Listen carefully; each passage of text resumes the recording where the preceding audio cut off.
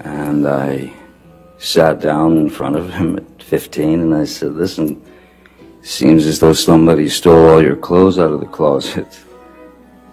And he said, yeah. He said, I'm done. I can't do it anymore. I can't live it anymore. You're the man now.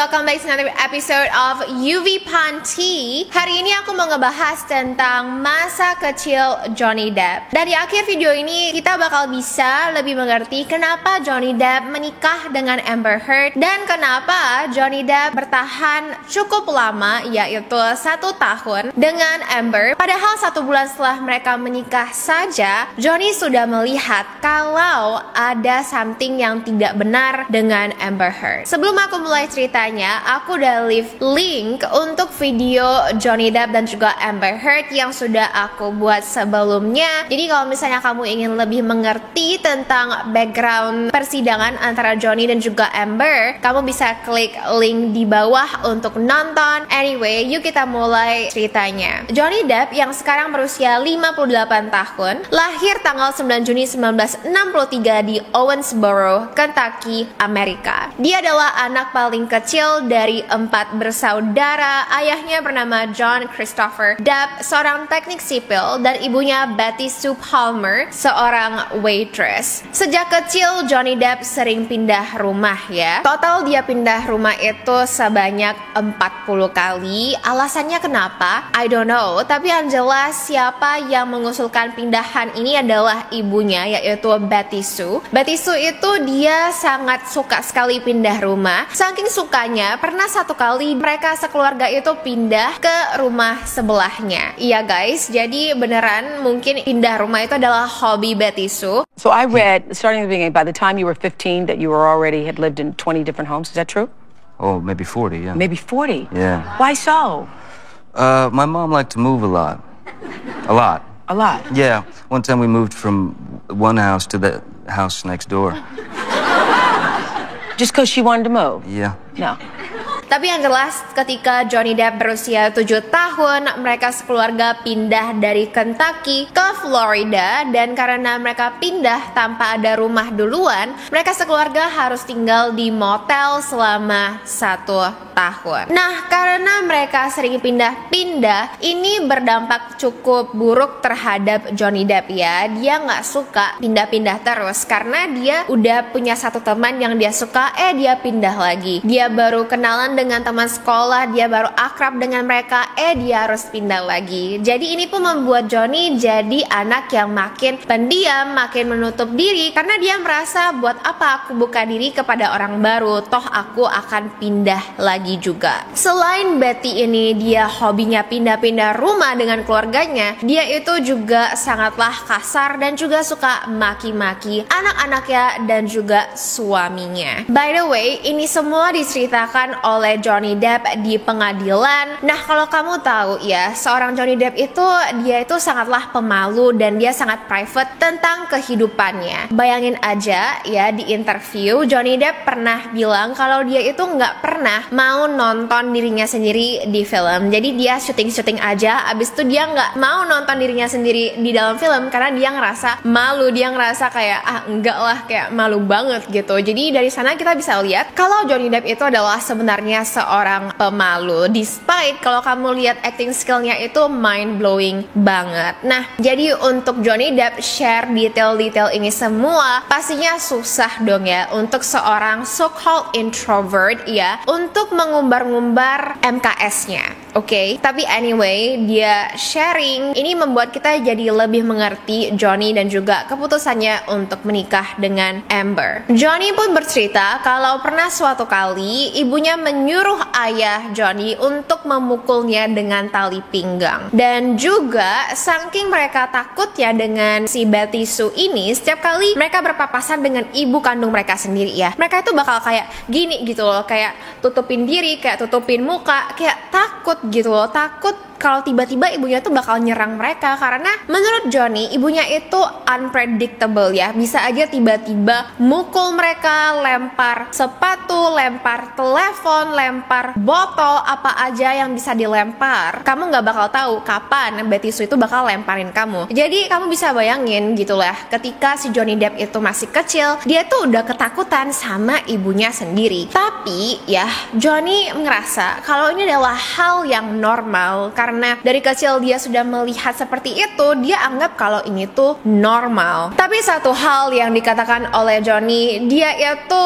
bisa handle pukulan maupun lemparan dari ibunya. Karena dia rasa kalau ini hanyalah sakit fisik aja, aku bisa handle. Tapi yang bikin aku lebih sakit hati itu adalah ketika ibu aku maki-maki aku, ngomongin aku, bully-bully aku dengan kata-kata yang nyakitin banget. Jadi si Johnny ini terlahir dengan kelainan mata ya, tepatnya di mata kirinya dia itu punya kelainan, jadi dia nggak bisa lihat dengan sempurna, sehingga mata kirinya itu jadi ada lazy eye gitu loh. Kalau kamu lihat matanya itu kayak ada sedikit kecil gitu ya, lazy eye. This is a picture. Karena kelainan matanya yang dia sendiri tidak bisa kontrol, ibunya memanggilnya one eye, yaitu mata satu ya, untuk bully dia, untuk menjelek-jelekan dia, untuk mengkucilkan dia. Ini pun membuat Johnny ngerasa sakit hati sekali, dan dia ngerasa kok ibu aku kayak gitu ya. Tapi meskipun begitu, dia sangat menyayangi ibunya. Ibunya juga sangat sering sekali bully ayahnya ya, memaki-maki dia dengan kata-kata kasar, bilang dia adalah ayah yang gak becus dan sebagainya. Tapi ya, si John Christopher ini dia kenal sebagai laki-laki yang pendiam, sangat kalem ya, calm, keep calm gitu ya. Dan juga dia itu bukan pemarah. Setiap kali ibunya mukul ayahnya, Johnny bilang kalau ayahnya itu nggak pernah mukul balik, nggak pernah marah balik, hanya diam-diam saja. Cuman si Johnny ingat ketika dia berusia 5 tahun, ketika ibunya maki-maki ayahnya sampai segitunya, ayahnya itu nangis, tapi ayahnya cuman liatin ibunya aja. Abis itu ayahnya diam-diam aja, nggak ngomong apa-apa. Dia juga bilang ya pernah kalau memang ayah saya udah nggak tahan lagi, dia bakal tinju dinding. Dia nggak pernah maki balik Betty Sue maupun main tangan kepada istrinya. Nah, Johnny ingat ya, pada saat dia berusia 5 tahun, dia bilang, kenapa ayah saya nggak tinggalin ibu saya? Kenapa dia diam-diam aja gitu kan? Tapi ayah juga tetap nggak tinggalin ibunya. Sampai akhirnya di tahun 1978, ketika Johnny berusia 15 tahun, suatu hari ayahnya itu udah nggak tahan lagi. Jadi di pagi hari ayahnya packing bajunya dan pergi kerja. Jam 3:30 sore, ibunya kembali ya, Betty Sue kembali ke rumah, dan ibunya langsung kayak ngeliat-ngeliat gitu, kayak dia ngerasa ini ada hal yang nggak bener nih, kayak ayah kamu udah nggak ada, ayah kamu udah pergi gitu kan. Ibunya pun langsung pergi ke kamar tidur dan melihat lemari pakaian sisi suaminya, dan benar saja pakaiannya sudah dia packing. Nah, ibunya pun langsung teriak, dan Johnny Depp pun langsung membawa ibunya ke tempat kerja ayahnya, di mana si Johnny yang baru usia 15 tahun, dia langsung bilang kepada ayahnya kayak, kamu ngapain kayak gini, pulang gitu kan. Nah, ayahnya pun langsung bilang kalau aku udah gak tahan lagi, aku gak bisa hidup seperti ini lagi, sekarang kamulah laki-laki di rumah gitu. And I took her car and drove to my father's work, and I sat down in front of him at 15 and I said, listen, seems as though somebody stole all your clothes out of the closet. And he said, yeah. He said, I'm done. I can't do it anymore. I can't live it anymore. You're the man now. Setelah ibunya ditinggalkan oleh ayahnya, ibunya jadi depresi ya. Pernah suatu kali si Johnny Depp tidur siang, dan ketika dia bangun dari tidur siang, dia melihat ibunya itu jalan udah bungkuk-bungkuk, udah mereng-mereng, dan juga ada air liur yang netes dari mulut ibunya. Nah, si Johnny pun langsung melarikan ibunya ke rumah sakit, dan ternyata ditemukan kalau ibunya berusaha untuk mengakhiri hidupnya dengan menelan banyak pil. Ini pun membuat Johnny jadi sangat trauma trauma sekali ya. Dia ngerasa oh my god, kayak ibu aku sampai kayak gini gitu, sampai mau mengakhiri hidupnya setelah dia ditinggalkan oleh ayah saya gitu. Nah, karena masa kecil yang seperti ini ya, yang gak stabil, Johnny pun mengaku kalau dia tuh udah mulai rokok ketika dia berusia 12 tahun. Dia lose virginity di usianya yang ke-13, dan dia mulai eksperimen obat-obatan ketika dia berusia 15 tahun. Ketika dia berusia 16 tahun, dia drop out dari SMA dan dia memutuskan untuk perform aja. Karena kan dia kan sangat suka dengan gitar ya. Ini adalah satu instrumen yang dia gunakan untuk mengutarakan kesepiannya. Jadi sejak ayahnya meninggalkan dia ya, sejak ibunya itu memang sudah sangat kasar kepada dia itu bakal mengunci diri dan main gitar seharian di kamar. Akhirnya ketika dia berusia 16 tahun, dia drop out dan dia pun mulai touring dengan bandnya yang dinamakan The Kids. Dan awalnya itu memang kelihatan cukup sukses ya. Dia perform di mana-mana sampai di luar kota juga. Tapi sayangnya karena kamu tau lah band gitu ya, doesn't make any money, sehingga dia harus tidur di mobil temannya selama beberapa bulan. Dan akhirnya mereka semua memutuskan untuk pindah dari Florida ke Los Angeles untuk band mereka gitu loh. Mungkin aja di sana kita bisa didiscovered sama label musik dan kita bisa jadi terkenal gitu kan. Nah, di sanalah dia kenalan dengan seorang aktor, Nicolas Cage, yang menyuruh si Johnny untuk kenapa sih kamu nggak coba acting aja. Nah, saat itu Johnny berusia 20 tahun. Dia pun coba untuk audisi acting dan dia dapat peran yang cukup besar gitu ya di film The Nightmare on Elm Street. Dan setelah dia sukses di film pertamanya, 2 tahun kemudian ketika Johnny berusia 22 tahun, dia mendapatkan peran utama di film 21 Jump Street. Dan sejak film itu, nama Johnny Depp jadi terkenal dan dia jadi mendapatkan peran yang menjadikan dia seperti Johnny Depp hari ini. So as you can see ya, dari seorang Johnny Depp itu nggak kelihatan sekali kalau dia itu punya MKS. Johnny Depp adalah salah satu contoh anak yang meskipun sejak kecil dia itu dipukul sama ibunya, dimaki sama orang tuanya, dia masih tumbuh menjadi anak yang sukses. Memang ketergantungan dengan minuman dan juga obat-obatan, tapi dia sukses gitu ya. Nggak seperti banyak sekali serial killer yang aku bahas di channel ini, okay? Johnny did it right, okay? Anyway, fast forward tahun 2016, ibunya Betty Sue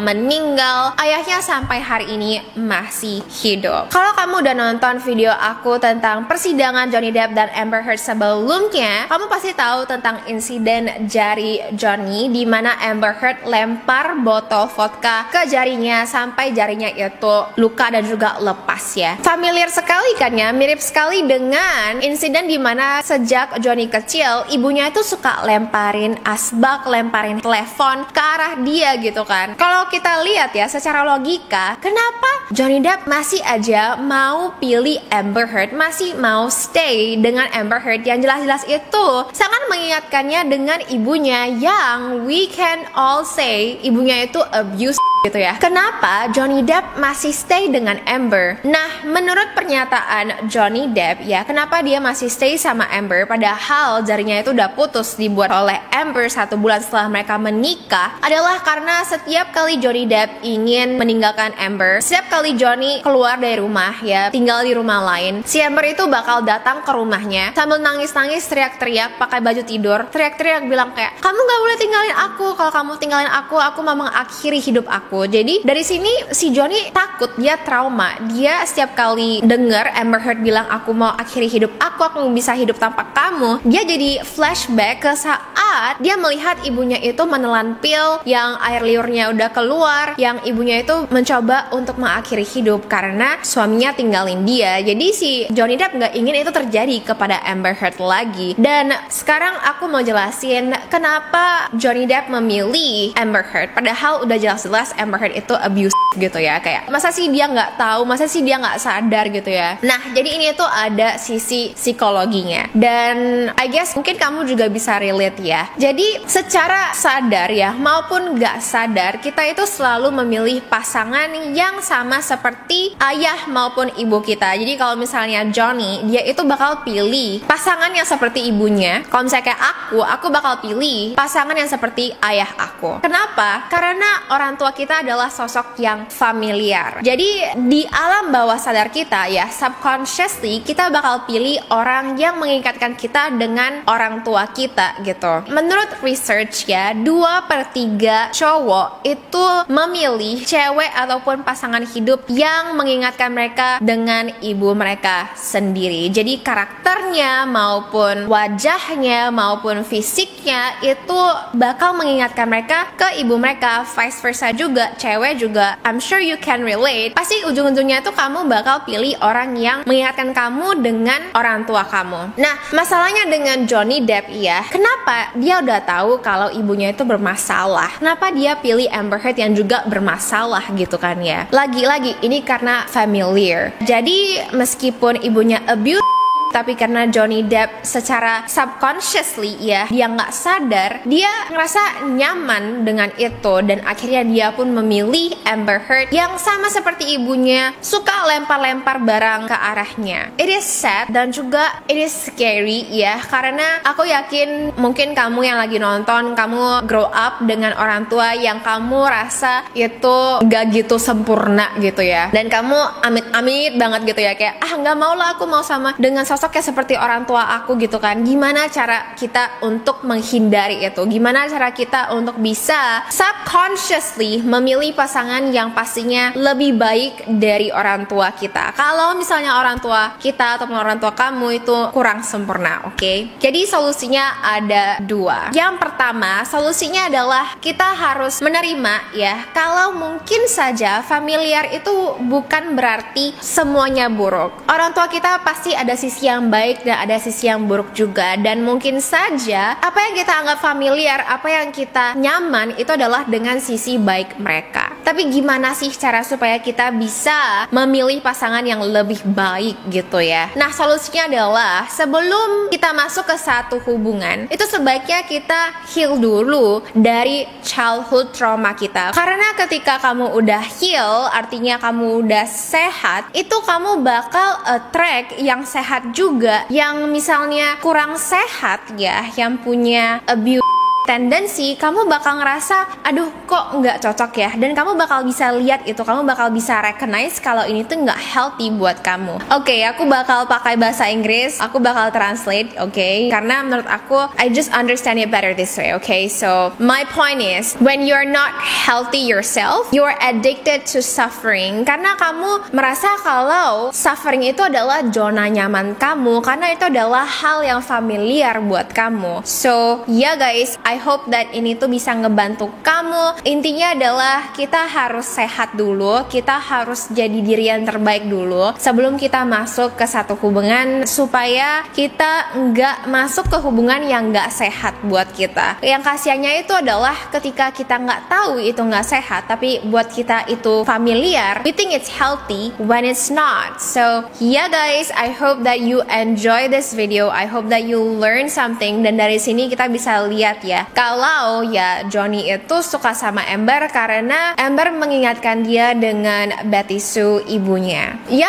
if you like this video, make sure to thumbs up. Kalau ada topik mengenai Johnny Depp atau topik apapun yang kamu pingin aku bahas, kamu bisa DM aku di Instagram ataupun komen di bawah. Tapi aku lebih baca sih di DM, so like yeah, you know, like DM me. I love you and I hope that you have a wonderful day. Oh ya, lashes aku dari Ahura Lash, tipenya itu Milan. Kamu mungkin asik dengerin aku mention Milan karena aku kan pakai ini berulang kali ya. Jadi ya guys, you can wear this so many times, dan juga lagi ada promo di Shopee, so make sure to check it out. My lipstick ini tuh Rihanna ya, Rihanna gloss. I will just put it here, yang biasa, I don't know, but you know, like that one, like the mauve one, okay? Anyway, thank you so much for watching. I love you and I will see you in my next video. Bye.